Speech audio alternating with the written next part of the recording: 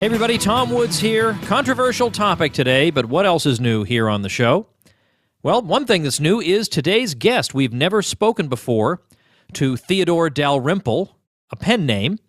Theodore Dalrymple, under that name, has written many, many books, and we are going to focus today on a book from just around the turn of the millennium called Life at the Bottom, the Worldview that Makes the Underclass.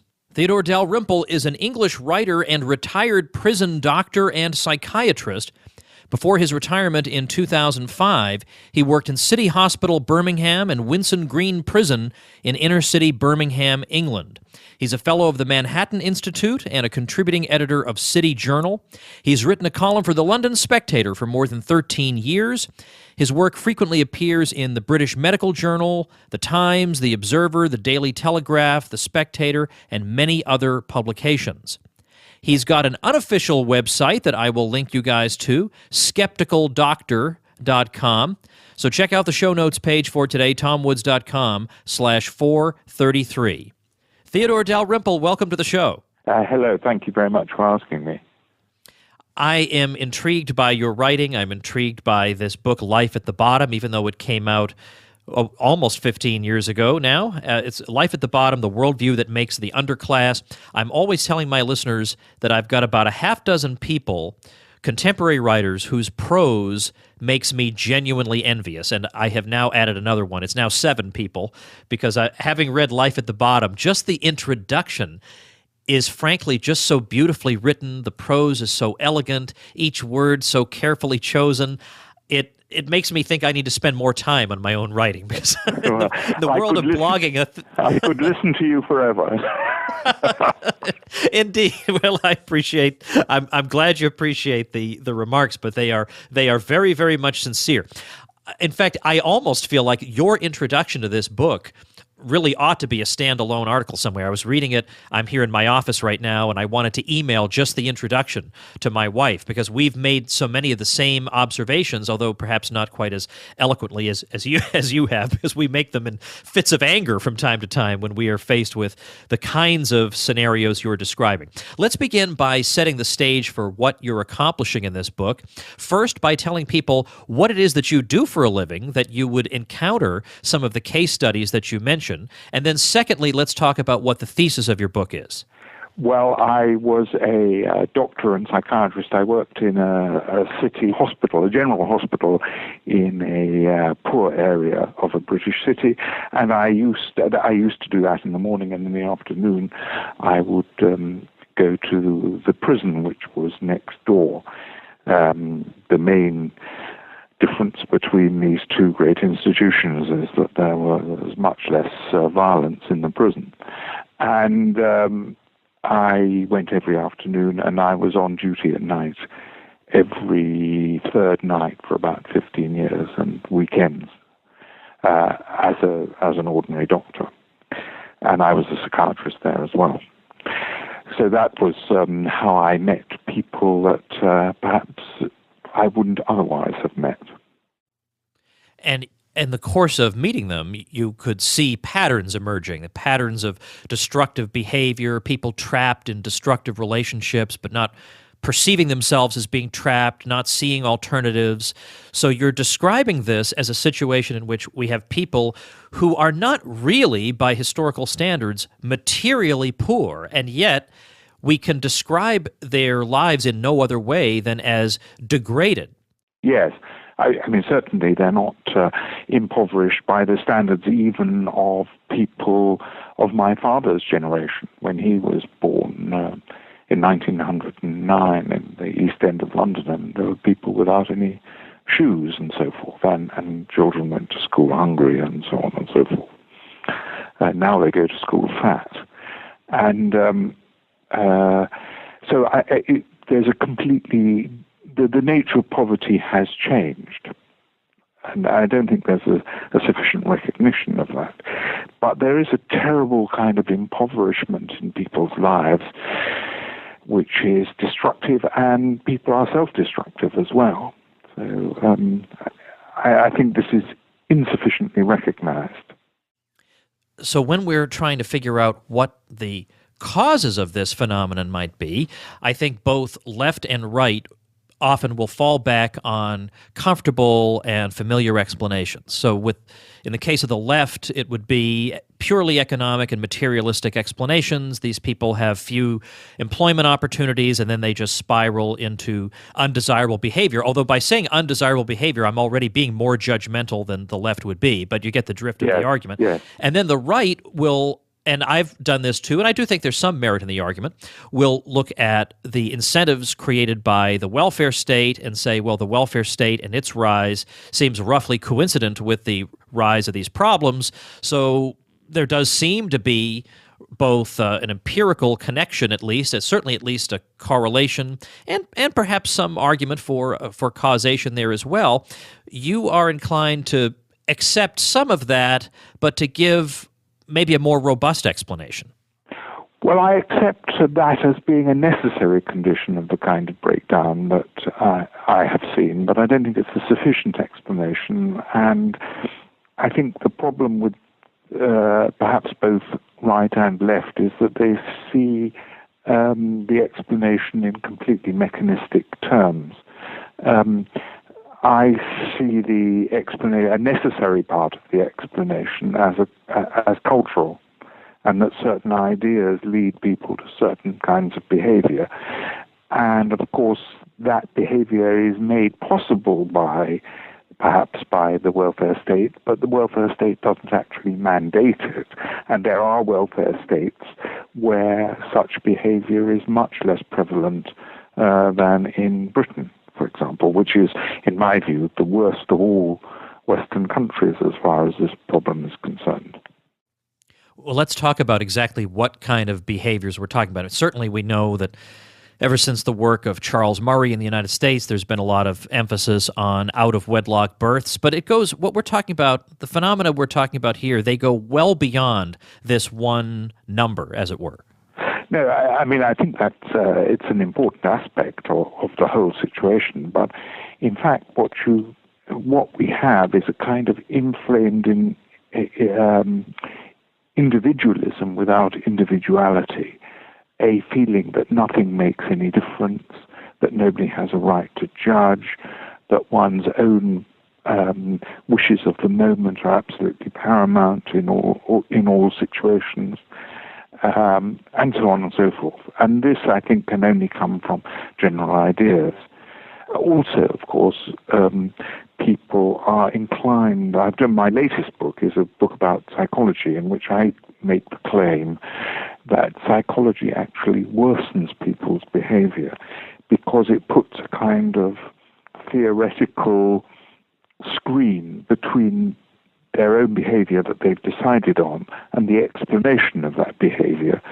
So they then start to blame either sociological factors or even physical factors, neurochemistry and so on, for their own conduct, which they have chosen. Now, this is, of course, this temptation to explain one's own behavior, one's own bad behavior. One never tries to explain one's own good behavior.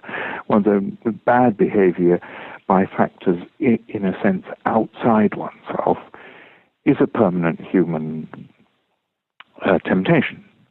But with the proliferation of possible explanations, more and more people take it seriously.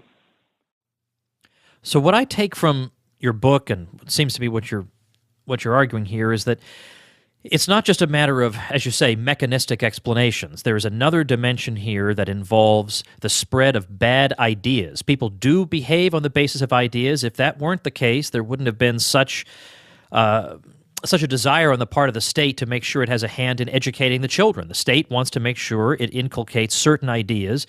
So ideas do matter. Yes. And these are ideas that are cooked up by intellectuals who in their own lives may not in fact implement these ideas to their fullest extent, but by the time they trickle down to people who constitute the underclass, they are being implemented to a preposterous degree, and these people's lives are the wreckage that are caused by these bad ideas. What are some of these bad ideas? Well, the idea, for example, that children don't need two parents. that stability at home is unimportant. But what is really important in human relationships is the feelings of the present moment and nothing else. I think part of the ideas came from the 1960s, or maybe even earlier than that, the 50s. The idea that if human relationships were freed of all contractual obligations, all social obligations, all convention, and so on and so forth, if the only thing that guided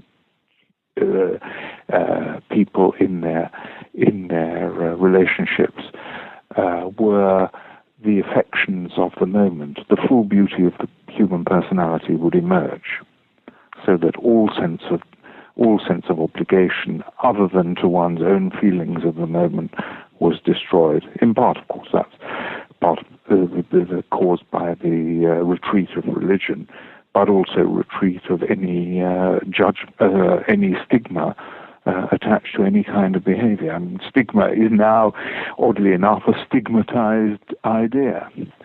And so people behaving badly are not stigmatized. You refer to it as the rush from judgment. Yes, exactly. I mean, people would say to me, explaining their own good character, the good aspects of their character, that I'm not judgmental. But life it's inconceivable that one doesn't make a judgment, and even the judgment that one shouldn't make judgments is itself a judgment. Of course, and these people make some of the most sweeping judgments of anybody I've ever met. If you talk to somebody who is skeptical of multiculturalism, they will absolutely render a judgment on you. Yes. If you have views on, whatever, traditional views on sexuality, they will absolutely render a judgment on you. Yes. An American acquaintance of mine told me that he gave a talk at an American university to students who were very intelligent students, and they were very nice students, but they were actually shocked when he said that he did not believe that animals have rights. That actually shocked them. And of course, one of the problems with the idea that it should shock them is that that meant that they couldn't think of any other reason why one shouldn't behave badly towards animals other than it would be a violation of their rights.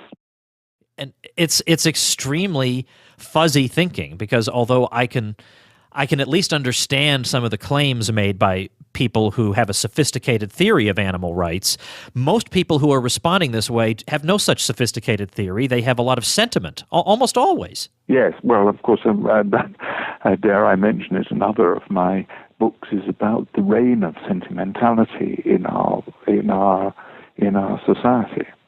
It's all the same package, isn't it? Yes, lack of judgmental, right? Yes, I mean, I think, for example, there's been a reversal of authority, if you like, that children have become authorities over their parents. And one little sign of this, I mean, just a very little sign, is the elimination of the word pupil from our language, so that children at the age of 3 are students.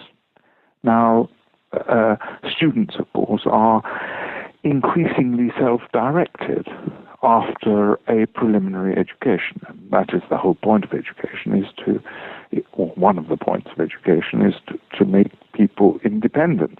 But they can't be independent at the age of 3. That's ridiculous. And you can't say the teacher doesn't know better than the child of 3 what it ought to know and what it ought to be taught. I mean, if the child is able to decide for itself what it ought to be taught, there's no need for it to be taught anything, because it already knows it. So that little semantic shift, where children of 3 or 4 or 5 have become students, tells a lot about the way we think. And that's one of the themes also, or one of the ideas in the book, that the way we speak actually reveals the way we think. I have a largely libertarian audience, and I don't think too many of them hold this view, but just in case some of them do, there are some libertarians who feel like even social convention is a form of oppression. Even when people indicate disfavor, indicate unhappiness with your personal choices, that this is a form of oppression. But of course, it's not from a libertarian standpoint, because a libertarian is concerned only with coercion. And the countervailing argument to this would be that it's precisely because you have social convention that you can dispense with the role of the state in some social affairs, that society can regulate itself through norms that we all more or less share, and that we understand the reasons for it. It's not arbitrary that you would frown upon certain forms of behavior. You can't have human society without particular norms being observed. And so if we are not super favorable or bending over backwards to praise everybody's choices, this isn't because we're mean and terrible people. It's precisely because we're not mean and terrible people. We want to have a functioning society. Yes. Well, the convention, you cannot escape convention. It's impossible to escape convention because when you try and today we have convention, and the convention is that no one's allowed to say anything that runs counter to the leftist social program. That's the new convention. Well, I think that's putting it a bit strong in that, of course, we're not punished for going against those conventions, or at least I don't feel I've ever been punished for it.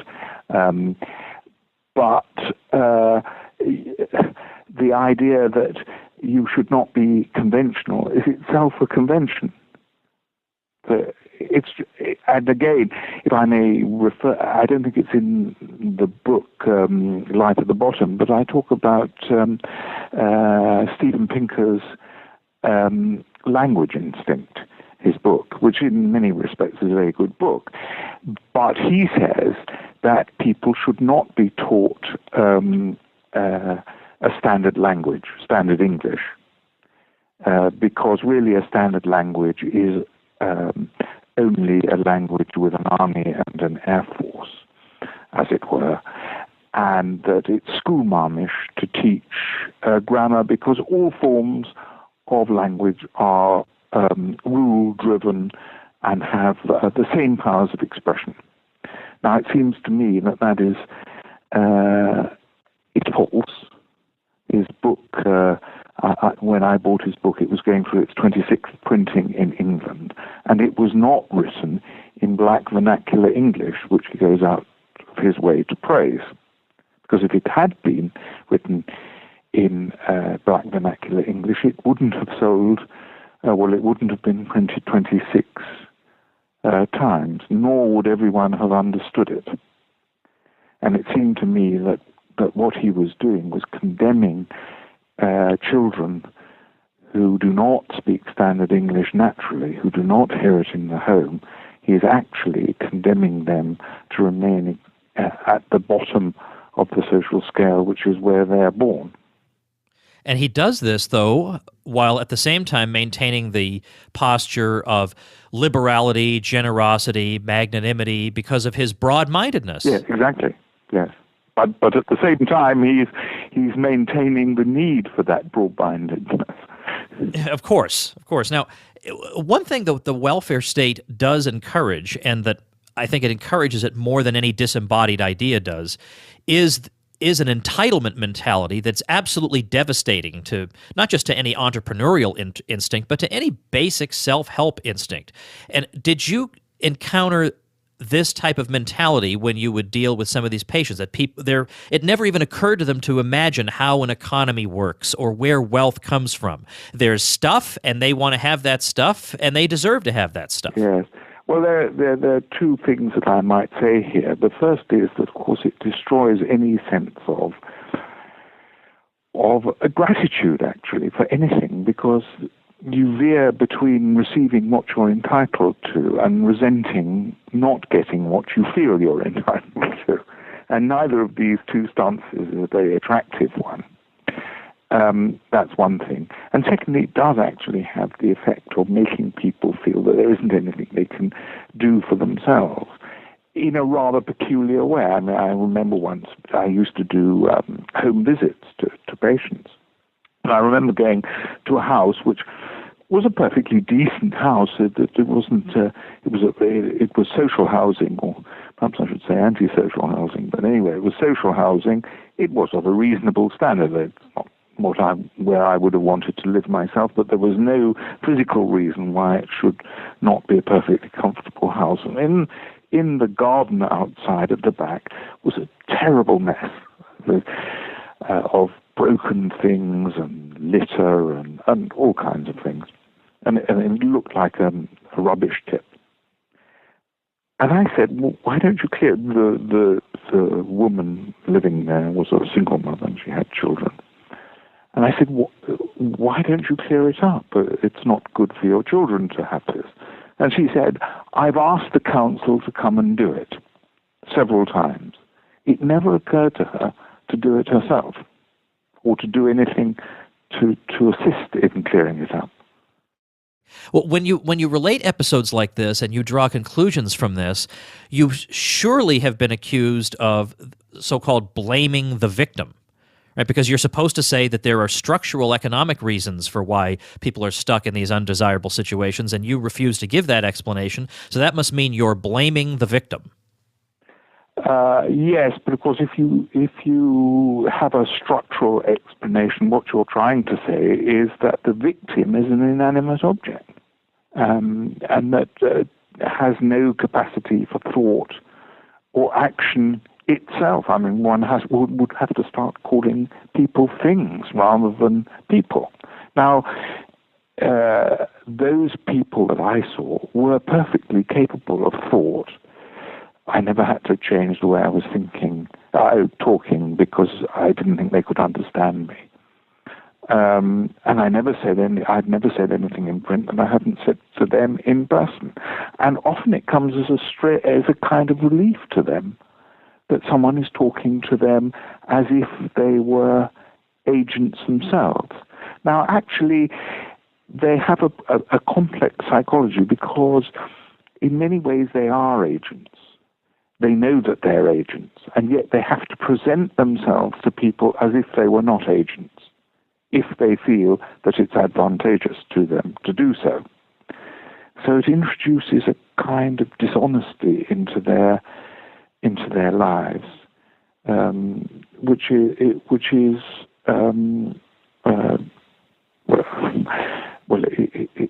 it's something that cannot do them good, and doesn't do society any good. So on the one hand, they will present themselves as helpless beings, and on the other hand, they know perfectly well that they're making decisions for themselves. If it's the case that what we're faced with then is not just a matter of economics, and it's not primarily a case of people's good natures being corrupted by government programs that are supposedly well-intentioned but have just gone wrong, then the alleged solution becomes much, much more intractable, because if the problem is not mechanical, then the solution is not mechanical, and perhaps there isn't a solution. How do you look upon this when you're trying to assess what, if anything, can be done to improve the lives of people like this? Well, the first thing to do is to, I think, remove certain ideas that they have. Many people in quite open societies feel that, in fact, they're closed societies. In Britain, for example, people will say, well, I can't do anything because I wasn't born in the right place, and so on and so forth. Now, that kind of attitude is actually historically and sociologically quite wrong. It's not empirically true. But it has certain psychological compensations. It allows you to be resentful, and resentment has certain satisfactions, such as being able to feel superior to the world, and explaining away, not explaining, but explaining away your own failures and failings, without actually having to take any trouble to do anything about your situation. So the first thing to do is to try and counteract ideas that people have. I had a debate with a woman who was a well-known journalist in Britain. The name probably wouldn't mean very much in America, by the name of Polly Toynbee. We had a debate, and it was a debate about the nature of poverty and the injustice of our society and so on. And I pointed out that her own newspaper had published an article in which it showed that the richest groups of people, when they are considered by their religious affiliation in Britain, are first Jews and second Sikhs. Now, the interesting thing about that is that they were immigrants into the country. They arrived with nothing. There was a degree of prejudice against them, although it was not so great that it crushed them, and there was no legal restraint against them or persecution of them. And within a matter of only a few years, within one generation, they went from being very, very poor to being the richest groups in the society. And the only explanation of that must be that there is something unless you believe, of course, that they are parasites leeching off others, which someone like Polly Toynbee would not have wanted to believe, and quite rightly, she's absolutely right there, is that something in their mentality made them able to rise despite prejudice against them. And she replied to me to say, well, of course, immigrants are always the kind of people who are striving. And I said, but that is precisely my point. The problem is the mind-forged manacles. It isn't the structure in the society. And therefore, the first thing to do is to try and remove the mind-forged manacles. Well, a better argument than that the immigrants tend to be people who are striving is they'll say that people who come to Britain or elsewhere are a self-selected group. It's the brightest, the most talented. So it's not fair to compare those to, let's say, some minority group or the underclass in the aggregate, where you've got people of all different abilities and skill levels. Yes, they would say that. But in fact, it doesn't really explain differences in the outcome between immigrant groups themselves. Because if you take Britain, for example, the Sikhs and Hindus have risen far faster and quicker and more successfully than the Muslims, who arrived at the same time with the same degree of wealth. All right, so then in that case, there has to be some other explanation. There has to be something. And again, it has to do with ideas, attitudes, and again, getting rid of these these self-imposed, in some cases, inhibitions, that these views that I can't do this, or I can't advance in this way, or this is not how I've learned to advance. I've learned from my own parents or my own parent or whatever that the way to get ahead is not to try, is in effect to be stuck in a cycle. It's not even like they reject the idea that I should maybe take a course online for free or take a book out of the library and see if I can improve myself. I don't think it's that they evaluate these ideas and reject them. It never occurs to them to entertain these ideas. Well, of course, but all the people like Polly Toynbee, with whom I was debating, are actually doing their very best to persuade them that they're right in not trying, because there's nothing they can do to help themselves. So if you have that attitude, of course, you're going to remain more or less in the same place. And the other thing, of course, that happens is that thanks to the welfare state, which in some ways is a good thing, they don't actually have to worry about their subsistence. Their subsistence is guaranteed. They're never going to go without a house. They're not going to go without food. They will always have clothes. They won't have, of course, everything that they want. But nevertheless, there is no danger of starvation. There's no feeling that tomorrow there will not be enough to eat. And one then has to say, well, what other purposes do they have? If they don't have any purpose about getting a bit further in life, if they don't have any culture or education, if they have no religion, if they have no political beliefs, what is left for them?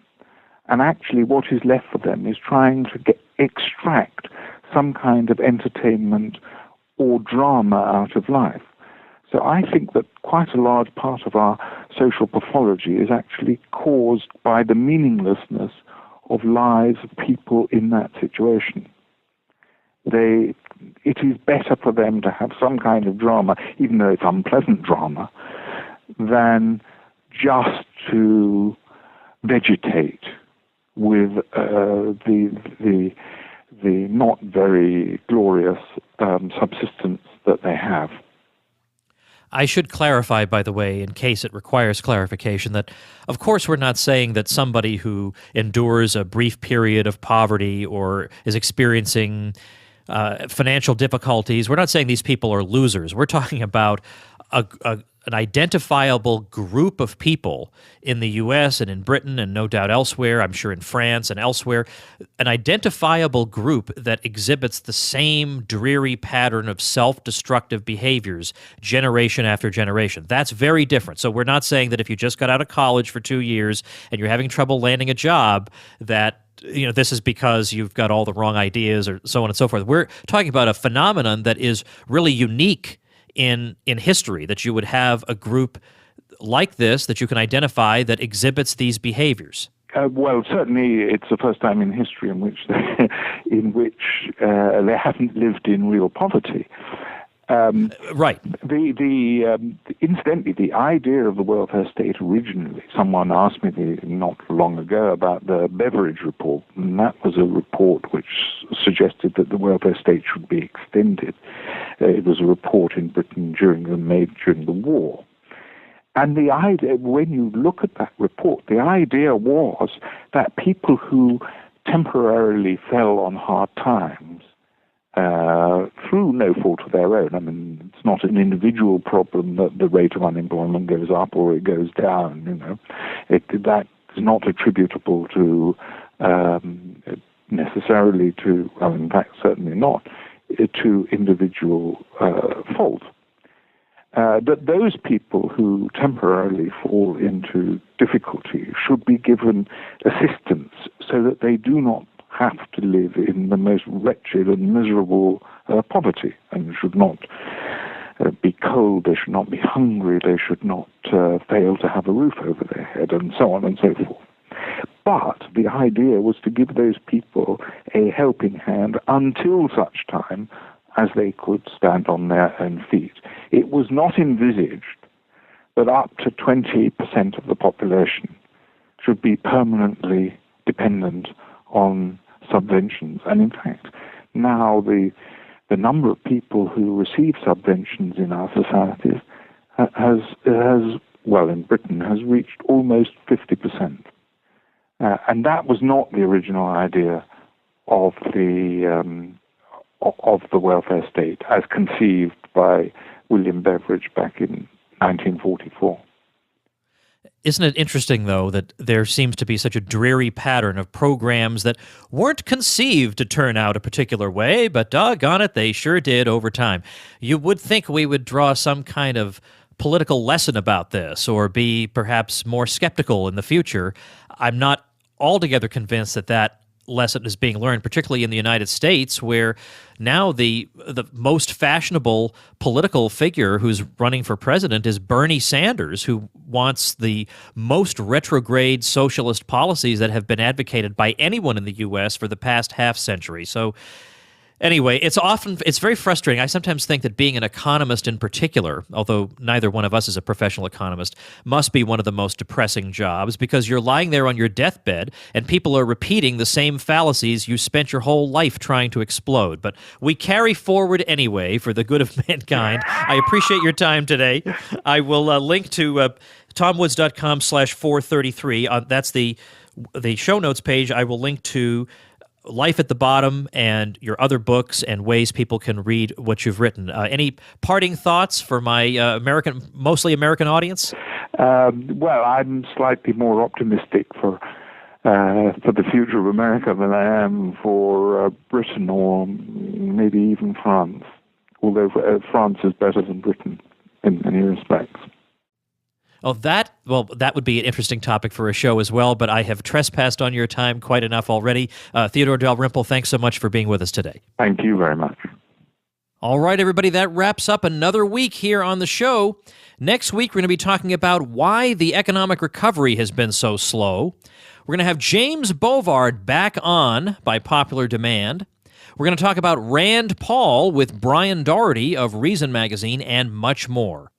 Catch up on all those show notes pages over at tomwoods.com and in particular at tomwoods.com/episodes. Thanks for listening, everybody. Have a great weekend. Become a smarter libertarian in just 30 minutes a day. Visit tomwoods.com to subscribe to the show for free, and we'll see you next time.